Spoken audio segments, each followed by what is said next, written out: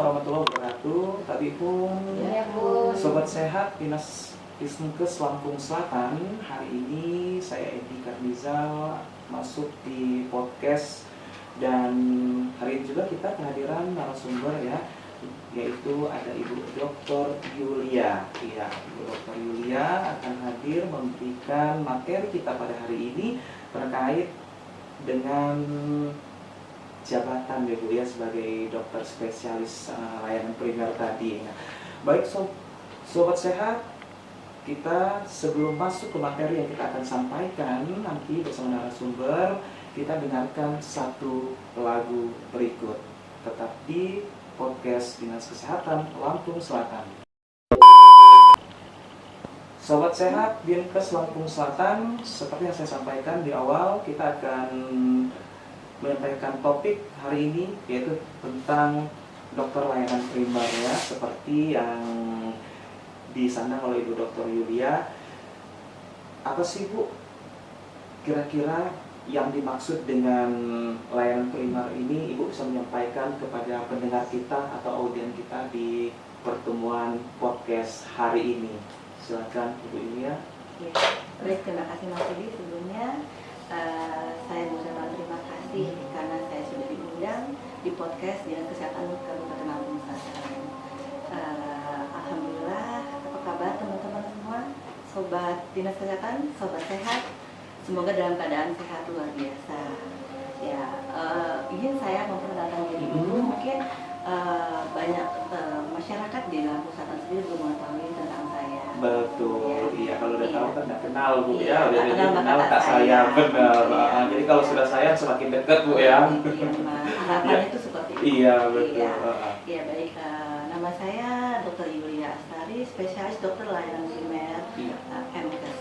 Ya, di sini saya bertempat tinggal di Kecamatan Penengahan Mas, di Ruang Tengah. Saya berpraktek di sana. Selain saya menjadi ASN di Dinas Kesehatan Kabupaten Lampung Selatan, saya sebagai KUPT di Laboratorium Kesehatan Masyarakat di Dinas Kesehatan Kabupaten Lampung Selatan. Iya, mungkin teman-teman belum banyak mengetahui tentang apa sih dokter itu, dokter apa ya? Spesialis dokter layanan primer, kok saya baru dengar ya, mungkin seperti itu. Ya. Jadi di sini saya akan menerangkan tentang apa sih dokter layanan primer tersebut. Dokter layanan primer tersebut itu spesialisnya memang baru ya Mas ya, baru sekitar belum sampai 10 tahun. Dan di Lampung sendiri hanya belum banyak yang menyandang gelar tersebut karena pada saat itu hanya Universitas Padjadjaran Bandung yang membuka prodi tersebut. Ya, dokter layanan primer itu sendiri itu latar belakangnya terbentuk karena di masyarakat sendiri di layanan primer itu kan kalau pusatnya kesehatan itu ada di puskesmas, layanan primer jadi dasarnya.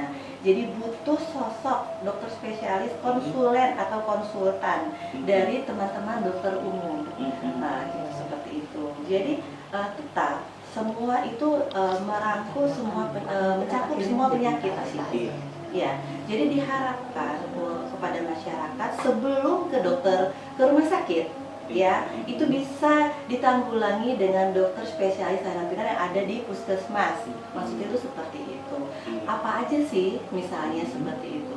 Jadi dalam pembelajaran dokter layanan primer ini sendiri, dokter layanan primer tersebut itu tidak hanya mengobati pasien dengan obat, gitu ya. Jadi dengan apa dok? Jadi kita akan menganamnesa pasien itu dari dia lahir sampai kehidupan dia, dari umur dia sekarang, kemudian keluarganya juga. Ya, keluarganya itu dari mana? Dari orang tua, kakek, nenek, ya. Mungkin udah lupa ya buyutnya seperti apa. Oh ya, buyutnya meninggal dengan apa? Buyutnya punya penyakit apa? Karena apa? Karena penyakit tersebut ada yang diturunkan dari keluarga. Nah, bagaimana kita mencegah penyakit tersebut? Mungkin sudah susah untuk memutuskan rantai penyakit keturunan, tapi kita bisa mencegahnya dengan apa? Dengan pola makan, pola hidupnya. Contoh misalnya Mas, penyakit gula. Oh, Iya Pak ya, iya, Mas ya, diabetes mellitus ya mungkin ya teman-teman tahu semua, Iya. sahabat sehat, tentang diabetes mellitus. Nah itu pasti kan ada dua, yang satu dapat dari keturunan, yang satu tidak dari keturunan. Nah kita membahasnya dari keturunan dulu. Yang dari keturunan tersebut biasanya dari orang tua yang mempunyai penyakit diabetes mellitus mempunyai anak 5, itu hampir 70-80% akan menurunkan penyakit tersebut ke anaknya. Jika anak tersebut tidak mengetahui tentang pola makan, pola gaya hidup dia akan turun seperti itu. Tapi kita mencegah dengan mereka, oh iya ya, akan sadar orang tua kena penyakit gula. Oh berarti kita harus mengurangi konsumsi gula. Misalnya apa saja yang menyebabkan penyakit gula? Oh pemacunya stres, berarti kita harus bagaimana bisa mengolah stres kita. Dengan cara apa? Mungkin dengan refreshing, mungkin ya Mas ya. Dengan itu saja, bukan dengan itu saja, kita juga membantu melihat kondisi sosial mereka, lingkungan mereka misalnya Mas. Jadi apa ya Mas? Secara holistik dan komprehensif namanya. Mungkin kalau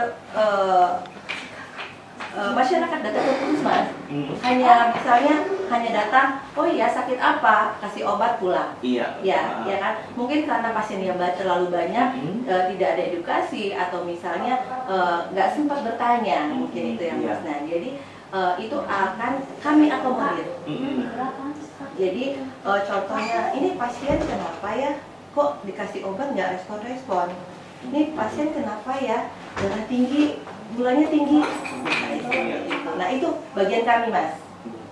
Misalnya oke, terus kemudian lagi untuk pemeriksaan mata misalnya pada anak-anak ya. Anak-anak sekarang dengan gadget kan Mas. Iya. Matanya sudah susah untuk membaca, misalnya gitu kan ya, berkurang misalnya gitu kan untuk melihat gitu. Nggak usah buru-buru datang ke rumah sakit. Di puskesmas kita akan lakukan pemeriksaan mata. Jadi di rumah sakit itu tidak menumpuk antrian yang banyak. Kami sendiri bisa. Gitu. Dan itu juga kami akan memberikan tentang rehabilitasi medisnya seperti apa. Jadi bukan hanya obat, tapi edukasi dari semuanya. Dan kita juga memberikan solusi. Misalnya Mas, solusi nih Mas ya. Nih ibu kenapa sih Mas stres? Darahnya naik terus. Ternyata dimarahin sama suaminya. Ya, itu bisa matur mengincu tiap hari dibentak suaminya. Akhirnya stres. Kemudian saya sering mendapatkan anaknya yang susah diatur, susah dibilang. Misalnya kan, nah jadi kita sebagai dokter layanan primer secara holistik, pengobatan dan cara komprehensif akan bertanya. Biasanya ada kunjungan rumah Mas. Kayak fisik begitu. Betul, untuk mengetahui. Oh ternyata kita datang, oh ternyata kondisi rumahnya memang nggak baik. Ya, ternyata di sana memang ada penyakit, ternyata TBC. Ada salah satu yang kena. Oh ternyata apa Mas? Oh ininya ventilasinya nggak baik. Pembuangannya seperti apa, jambannya itu jadi menyeluruh Mas. Gitu. Jadi bukan hanya obat, tapi mereka perlu dengan yang lain, konsultasi dengan psikologi mungkin, psikolog ya Mas ya. Nah jadi kalau nanti ternyata sudah kita atasi nih, sudah kita bantu, baru kita konsulkan lagi ke yang lebih ahlinya. Oh misalnya masalah kejiwaan nih, oh udah sampai ke sini nih, sudah sampai kayak misalnya ada bisikan, halusinasi. Oh iya nih, bunuh misalnya. Itu kita akan konsultasikan ke dokter spesialis kejiwaan. Gitu Mas. Jadi itu pentingnya dokter layanan primer. Oh iya. Jadi kalau saya melihat artinya banyak ya Bu ya, artinya ada berhubungan dengan psikolognya, dengan kejiwaannya terus dari hasil pemeriksaan itu artinya tidak cukup satu, banyak ya Bu ya yang diperiksa. Nah satu lagi nih Bu, alasan Ibu ngambil kedokteran layanan primer seperti apa sih Bu? Ada Bu alasan yang uniknya begitu sehingga tertarik dengan ini? Mungkin dari saya sendiri, saya tuh nggak spesifik menyukai tentang misalnya neuro aja, saraf tentang misalnya orang mengurusin orang membantu yang penyakit stroke gitu. Iya. Dan satu lagi penyakitnya jantung misalnya gitu ya. Itu saya nggak suka yang terlalu spesifik. Jadi saya ingin yang masih di dokter umum tapi ada tingkatan spesialisnya. Itu, dan itu juga karena kekurangan kemarin itu ya, masyarakat belum mengetahui. Jadi saya ingin, oh ya kenapa enggak. Jadi kemarin saya menjadi dokter umum masih bisa dipakai dengan spesialis saya ini. Jadi masyarakat juga masih, oh iya ya, dokter Yulia juga bisa kok, masih bisa, bukan hanya spesialis yang spesifik. Itu mungkin kenapa saya pengen ke dokter layanan primer. Iya, itu alasannya Ibu ya. Iya. Artinya Ibu juga buka praktek mandiri juga Bu ya di rumah? Iya, saya praktek mandiri. Jadi bagi pendengar, siapa tahu ada yang mau konsultasi ya Bu ya, boleh datang langsung ke rumah. Di Desa Ruang Tengah tadi, Kecamatan Pendengahan ya. Satu lagi nih Bu, harapan Ibu baik terhadap pendengar kita di pertemuan podcast hari ini seperti apa Bu? Iya, baik Mas. Jadi mungkin ya untuk sahabat sehat ya yang sedang mendengarkan pada saat ini ya. Jadi harapan kami itu ingin masyarakat itu selalu sehat pastinya, gitu. Yang sakit itu bisa putus rantainya dari penyakit, gitu seperti itu ya. Dan harapan saya ingin selalu membantu masyarakat dalam segi kesehatannya, ya. Sehat itu sangat mahal. Kenapa sangat mahal? Coba kalau kena sakit nggak ada BPJS, berapa yang harus dikeluarkan? Apalagi penyakit seperti cuci darah itu berapa nominalnya ya. Jadi masyarakat yang sehat dijagalah kesehatannya ya, jauh untuk menjaga pola makan, gaya hidup itu lebih penting dari yang lain. Iya. Baik, sobat sehat ya. Itu sudah banyak sekali ya materi yang sudah disampaikan oleh Ibu Dr. Yulia, tentunya bisa mengedukasi masyarakat atau mendengar untuk kita menjaga pola hidup sehat di dalam kehidupan kita. Terima kasih nih Bu Dr. Yulia atas kesempatannya sudah hadir di podcast Lampung Selatan Dinas Kesehatan. Sampai kita bisa bertemu kembali di lain kesempatan di next time Bu ya, untuk mengisi dengan materi-materi yang berbeda di lain waktu. Baik, sobat saya terima kasih. Ibu Yulia pamit dan saya juga pamit undur diri dari ruang dengar atau ruang podcast Anda. Sampai jumpa di podcast Dinas Kesehatan Lampung Selatan di episode berikutnya. Wassalamualaikum warahmatullahi wabarakatuh. Waalaikumsalam warahmatullahi wabarakatuh.